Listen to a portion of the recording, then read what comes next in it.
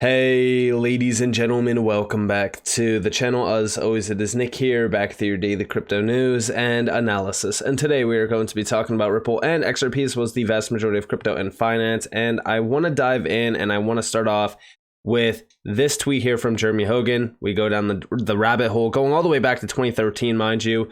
Really kind of looking at the crypto project journey of the US versus the EU, using Ripple as our example. This paints us a vivid picture on just how not only messed up regulations are in the US, but also how nothing really is transparent. There's really no clarity here at all for regulations. But we do see US journey here. 2013, Ripple obtains a legal opinion that it can sell XRP as a non-security. 2015, Ripple is fined $700,000 by FinCEN for selling XRP as a currency. 2016 to 2019, Ripple approaches regulators.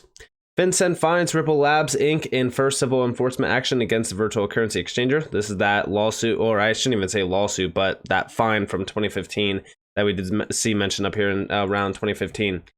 Down here, 2020, Ripple was sued by the SEC for sale of XRP as a security from 2013. 2021 to 2023, Ripple spends over $200 million defending lawsuit. 10 years and millions of dollars later, no one is certain what XRP is in the US. The EU MiCA journey, if it existed 10 years ago, 2013, Ripple has an intern look at MiCA regulations on Windows 7. She astutely observes that XRP seems to fit the description of a utility token, as it provides access to the XRP ledger. And here you guys have utility token. This is the actual description under MiCA. It means a type of crypto asset which is intended to provide digital access to a good or service available on a DLT and is only accepted by the issuer of that token. Interesting. And they also do mention the issuer of crypto assets as well down here. They really kind of break everything down. It's pretty clear. It's actually very clear and a lot more transparent than anything that we've seen from the SEC in the last decade, if you will.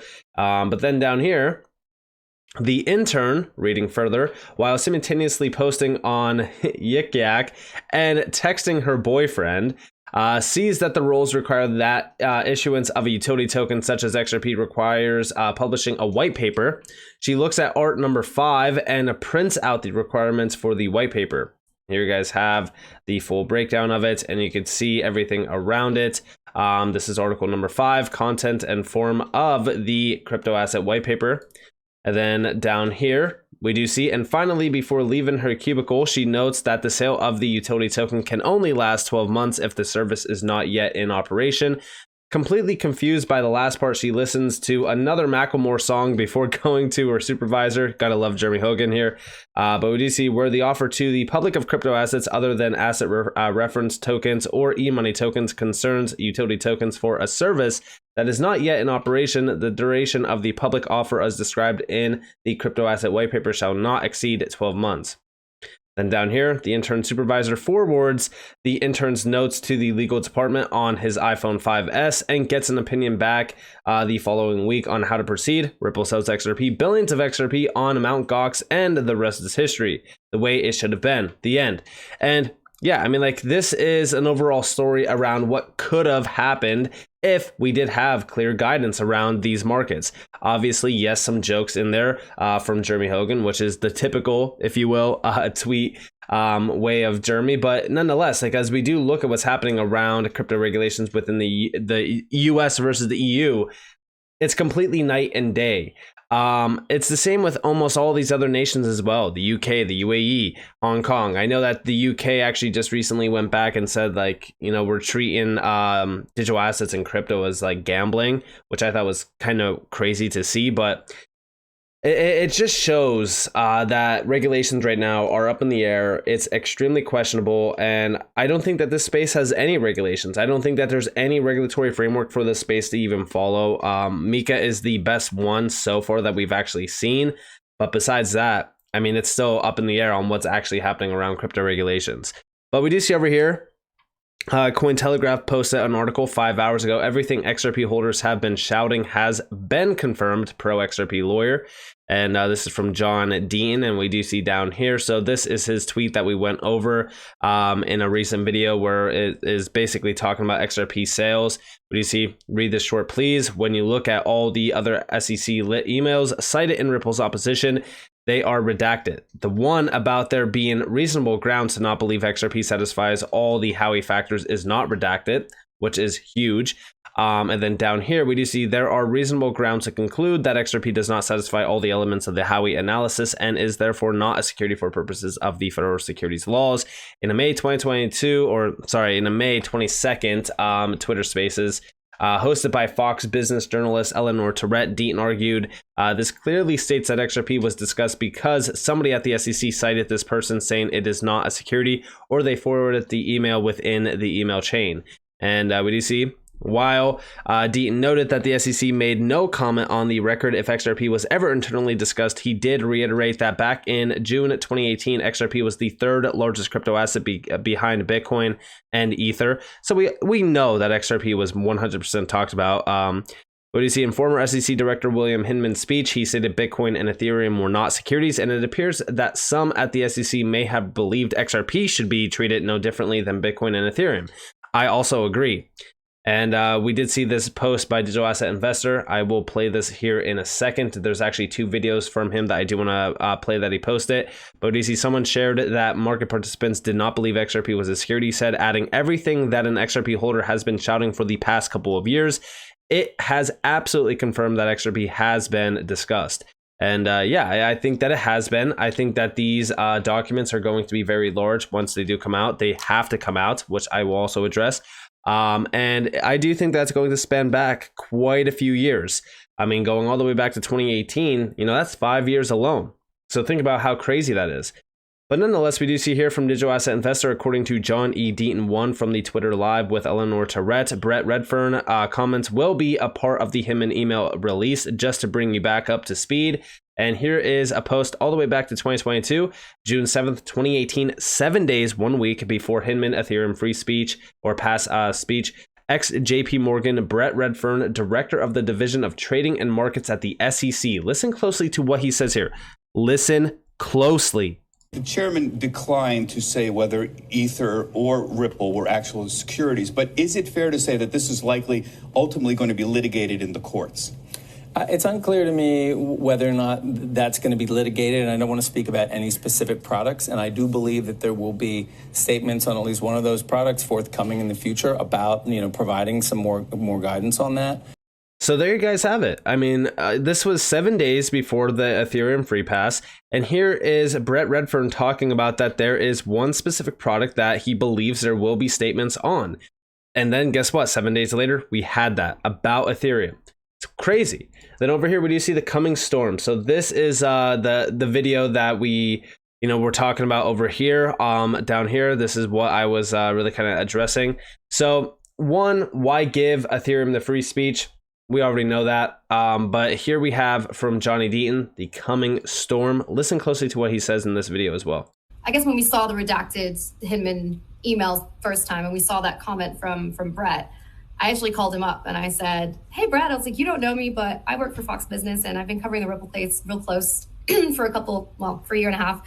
And you're actually mentioned in these documents and there's a quote from you and it's redacted. And I want to, I'm just kind of checking with you about what you said. And he did not tell me.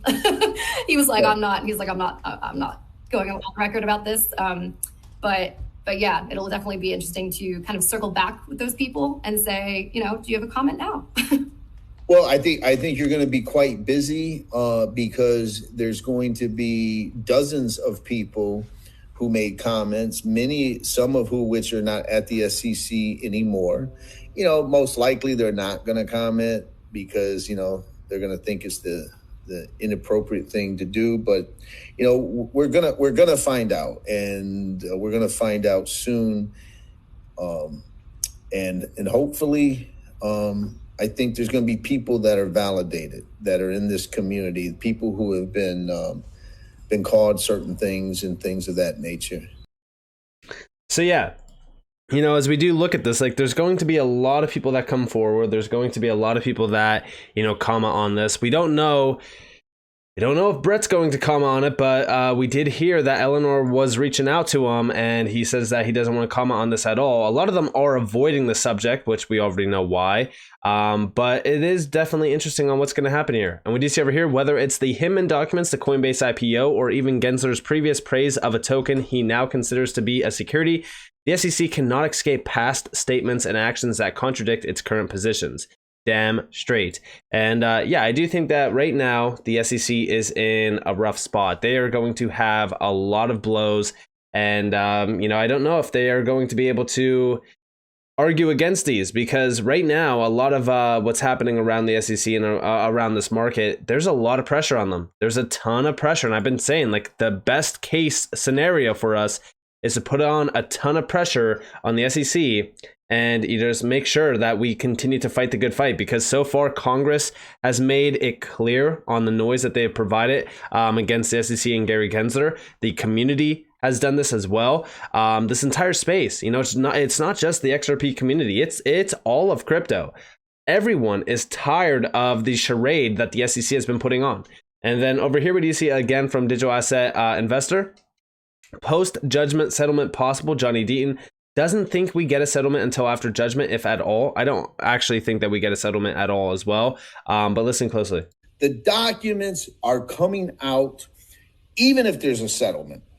You can't put the genie back in the bottle. So the documents are not going to lead to a settlement. And I just don't think there will be a settlement until we get a judgment from Judge Torres. Only then could there be a post-summary judgment settlement. So yeah, I mean, all eyes, like they're all on Torres right now, like all eyes on Torres, because we want to make sure that, you know, what happens next is the right thing. We don't know what's going to happen. A lot of people have thought about, you know, Ripple losing. A lot of people thought about Ripple winning. We don't know what's going to happen here. But all we know is that we are waiting on the ruling, because from there on out, we will see major things happen, and we will get those documents. Whether or not, you know, it's win, loss, draw, it does not matter. We will see those documents, and it's going to be shocking. It's definitely going to be shocking. We already know that they are going to be pretty interesting to read. The general public will see a lot of it, but there's also going to be a lot of it that is redacted. But over here, we do see from Mr. Huber, OMG, the SEC did not object that XRP is not a security, and Hinman didn't give the speech the SEC wanted him to give. Likely means he should have included XRP in his free pass speech. And remember, going back a little bit, I don't know if you guys remember this, but I remember Johnny Deaton, there was somebody, I think, on Twitter saying that they were going to throw Hinman under the bus. Well, guess what? Now he is. He's getting thrown right under the bus, and what do you see over here? So these are the two actual documents from the document itself. So here we have one, which did not treat XRP as a security. SEC did not object to non-security treatment. Then over here, while the final version of Director Hinman's remarks reflected in Entry 11 is not publicly available, Director Hinman was required to provide the standard disclaimer as part of those remarks. And again, like as we do look at this, like if you want to read all through this, there's quite a bit here from the SEC talking about this speech and talking about how it's basically not the speech that they wanted him to give. For examples, defendants claim that the SEC has argued in this litigation that Mr. Hinman's speech did not provide any meaningful guidance to the marketplace. Defendants do not, and indeed cannot, cite to anything to support that statement. To the contrary, Director Hinman testified that the speech provided timely guidance to the marketplace on digital asset transactions. And that's when, while the final version of Director Hinman's remarks reflected in Entry 11 is not publicly available, Director Hinman was required to provide the standard disclaimer as part of those emails. A recording of Chair Clayton's November 27th, 2018 interview draft, talking points for which are reflected in entries 12 to 14, includes the standard disclaimer. But for the most part, as we do look at what's actually happening here, like it seems as though, what's happening is they are throwing Hinman under the bus. They're going to make sure that he is the fall guy here, if you will. And I think that that's what, was always the goal for them. But it's definitely interesting. I do think that XRP 100% should have been included in that speech. I wonder how different the markets would look like today if that was the case. What do you see over here? If Hinman should have included XRP in his 2018 speech, all of Hinman's later actions are 100% criminal. And we do see the fact that Hinman's last day was December 4th, 2020, and that he returned as a private citizen. Keywords there, as a private citizen to the SEC while he was heading back to Simpson Thacher, a member of the EEA, which exclusively promotes Ethereum to influence the settlement discussions with Ripple, is criminal. Yes. And this is quoting that tweet that I just talked about. You know, again, this is why I do think that they're going to throw Hinman under the bus, because one, you know, what they're saying here is that they basically think that Hinman didn't give the speech that the SEC wanted him to give. And if we look into what actually happened since that speech and even around the lawsuit, it is 100% criminal. I mean, listen, it's no, like we've talked about it many times on this channel. Like if you actually compare Ethereum to XRP, all through 2017, 2018, 2019, 2020, 2021, and to now, you could tell why they targeted XRP. You could tell, you know, the damage that was done to XRP as well, price action wise, and even performance wise outside of the market price. Like, you know, if we're talking about adoption, on-demand liquidity adoption and things like that, like there's a lot that was stifled from this. And it's definitely crazy to see, you know, things happening around this market. I think right now, as we do look at Hinman and we look at what's happening around the SEC case, it's clear that there's a lot of corruption happening, and it's all centered out on Hinman, Clayton, so many other individuals from the SEC. But then also over here, at the latest, when the SEC started pretending they don't know if the gentleman in all of those videos was really Bill Hinman, we should have realized that the SEC had always been kind of ashamed of their corrupt officials. And here we have actual document. So here are their answers, basically giving us like, hey, we're going to deny this. We can't really answer any of this. Here is the actual video. I don't know who this is. Is this Citizen Hinman, or is this actually, you know, Hinman from the SEC? We don't know, right? Even though the title, Chris Brummer and Bill Hinman on Crypto Assets 2019. But nonetheless, this is this is request for admission number 989. Admit that in these videos.